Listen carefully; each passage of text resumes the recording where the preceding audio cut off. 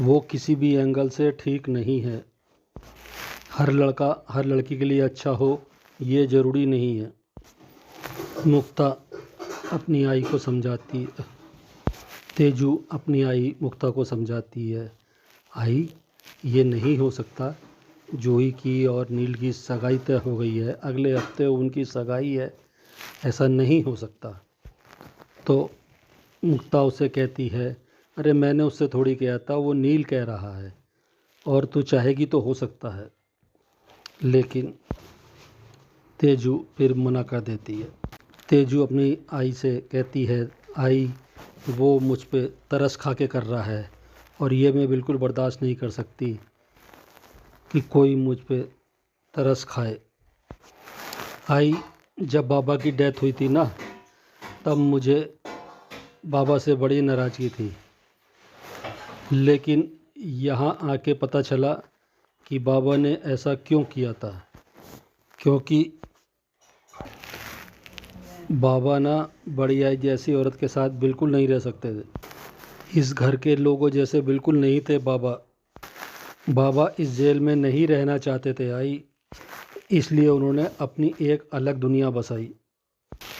वो आज़ादी से जीना चाहते थे। बाबा तो ज़िंदा नहीं है, लेकिन यहाँ के लोग ज़िंदा होके भी ज़िंदा नहीं हैं। तेजू अपने कमरे में पोछा लगा रही है, तभी नील के दिए हुए फ़ोन पर नील का फ़ोन आता है। तेजू अपने कमरे की कुंडी अंदर से लगा के नील का फ़ोन उठाती है और उससे पूछती है, बोलो, तुम हमारी इतनी फ़िक्र क्यों करते हो। नील कहता है, मुझे परवाह है आप लोगों की, परवाह कम या ज़्यादा नहीं होती। तेजू कहती है, किसी की इतनी परवाह भी नहीं करनी चाहिए। तेजू नील से कहती है, तुम्हारी शादी मेरी बहन के साथ तय हो गई है, अब तुम प्लीज़ उधर ध्यान दो। हम ठीक हैं या नहीं हैं, वेदू स्कूल जा रहा है या नहीं जा रहा है, तुम ये सब बातों पर नया ध्यान दो। तुम हमारे लिए मुसीबतें खड़ी मत करो, तुम अपने काम से काम रखो ना। नील जवाब देता है, मुझ पे फ़र्क पड़ता है, आप ठीक हो नहीं हो, आप लोग कुछ परेशानी में हो तो मुझे फ़र्क पड़ता है। तो तेजू कहती है, आई थिंक ये मैटर ऐसे सॉल्व नहीं होगा, हमें कहीं बाहर मिलके बात करनी होगी। तेजू कहती है, आज दोपहर में फ्री हो, मिल सकते हो। तो नील कहता, हाँ मिल सकते हैं, तुम जगह डिसाइड करो और मुझे मैसेज कर दो। उधर सतीश दोनों हाथ में सामान लेके घर में प्रवेश करता है और कहता है, लो, हम लोग तो सोच ही रहे हैं और उनके यहाँ से शगुन आ भी गया। राजू के हाथ में सारा सामान दे देता है। दीपाली कहती है, लाओ दिखाओ, देखें क्या भेजा है। मिठाई का डब्बा खोलते हैं, उसमें खसखस निकलता है। वेदू देख के तुरंत खुश हो जाता है और अपनी आई से कहता है, आई, आपको याद है बाबा होली पे खसखस लाते थे और मैं ब्रेकफास्ट लंच डिनर में खसखस खाता था। वो हाथ बढ़ा के एक पीस उठाने की कोशिश करता है। लक्ष्मी उसका हाथ झटक देती है। लक्ष्मी, तेरी आई को अपनी होली याद हो या ना हो, लेकिन मुझे बहुत अच्छी तरह याद है। हर जगह रंग और गुलाल उड़ते थे और मैं अकेलेपन की स्याही ओढ़ के चुपचाप बैठी रहती थी, क्योंकि मेरा मर्द कभी मेरे पास होता ही नहीं था।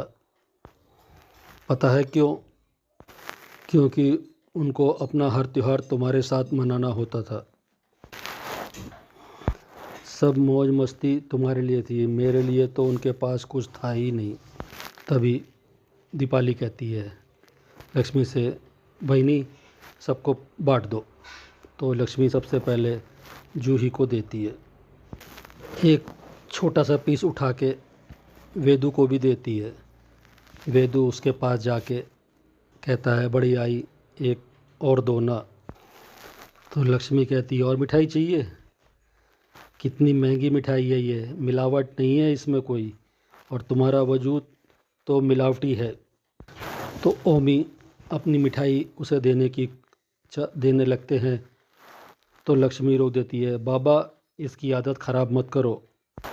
जैसे इसके बाबा ने इसे बिगाड़ा है। इसके बाबा ने तो जीते जी हमें भिखारी बना के रखा है, लेकिन ये पूरी तरह हमें भिखारी बना के जाएगा। नाजायज़ ही सही, लेकिन है तो मोहित का ही खून ना। इधर तेजू बाज़ार में आती है और नील के साथ बैठ के दूसरी जगह कहीं एकांत में बात करने के लिए चली जाती है। प्लीज़ मेरे कही हुई कहानियाँ आपको अच्छी लगती हों तो मेरा चैनल सब्सक्राइब करिए, लाइक करिए और शेयर करिए।